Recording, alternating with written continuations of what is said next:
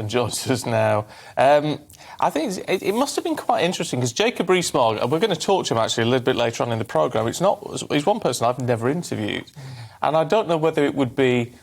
He seems quite a daunting character, and yet someone who is just prepared to tell you how it is.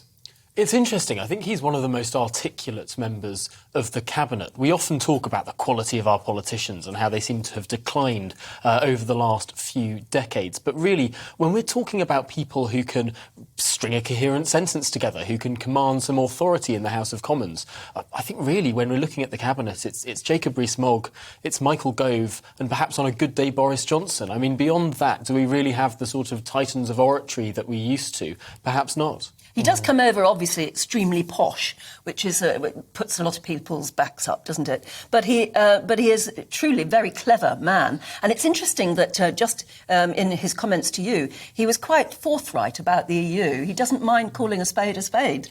No, I was quite surprised at that, obviously, because we've been in quite difficult negotiations with the European Union for the last 16 months with regard to the Northern Ireland Protocol. And my reading of this sort of stance from Jacob Rees-Mogg there is that after 16 months, we haven't really got very far with the European Union. They're not really changing the very legalistic way they're interpreting the protocol, the way they're implementing it without the sort of sensitivity that is required in Northern Ireland to make a peace process work. And I just got the sense there in that conversation that this is a government that thinks perhaps the talking is over, that perhaps it's time to do things for ourselves with regard to the protocol. Perhaps it's time to act unilaterally, and the time for trying to tiptoe around diplomatic niceties, that may well be over.